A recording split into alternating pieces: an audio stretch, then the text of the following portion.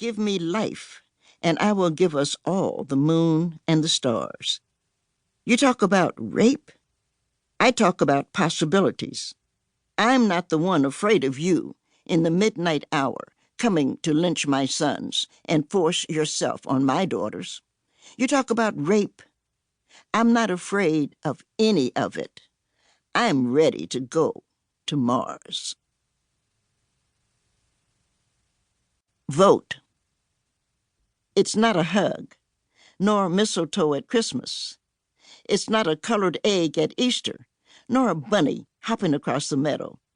It's a vote, saying you are a citizen. Though it sometimes is chocolate or sometimes vanilla, it can be a female or a male. It is right or left. I can agree or disagree, but, and this is an important but, I am a citizen. I should be able to vote from prison. I should be able to vote from the battlefield. I should be able to vote when I get a driver's license. I should be able to vote when I can purchase a gun. I must be able to vote if I'm in the hospital, if I'm in the old folks' home, if I'm needing a ride to the polling place. I am a citizen. I must be able to vote. Folks were lynched. Folks were shot. Folks' communities were gerrymandered.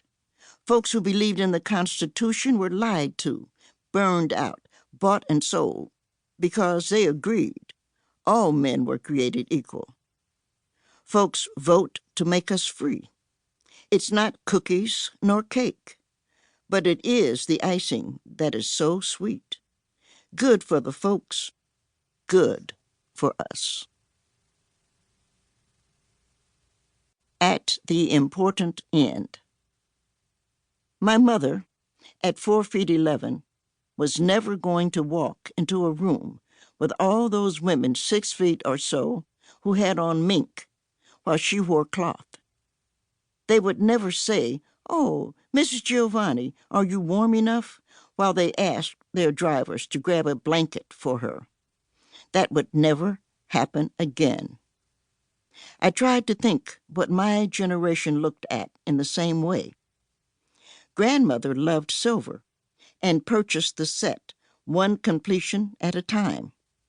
I think of her eating my oatmeal from her silver spoons.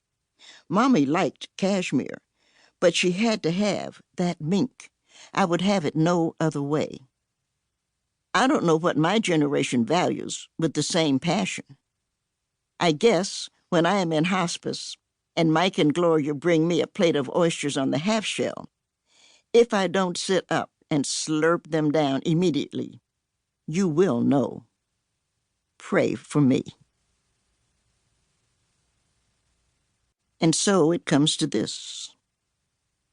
Painful words, nasty comments, always in groups, never just by yourself, teaching your sons to hate and your daughters to fear, waiting until night, putting on white hoods to cover your face, burning the cross you say you worship, bombing the church 4 little girls or 9 Bible studiers will be in, passing laws, no this allowed, no that, complaining because you're poor, complaining because you're ignorant, sad because you're stupid, greedy because you don't know anything else to be, sexing your 14-year-old daughter, beating your wife, saying you are for the unborn, unless you can be a cop and shoot them, or on a jury and free the men who murdered them, or looking for a job and taking one in private prisons where God only knows what you do to the men.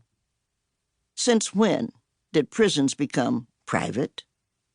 Killing coyotes because they howl, killing lions if you save enough money to go to Africa and can brag, killing your girlfriend because she says she's leaving you, looking at the world with a toothless mouth, with facial hair down to the ground, trying to believe coal will come back, finally having to recognize the only thing you have to offer, anything, yourself, planet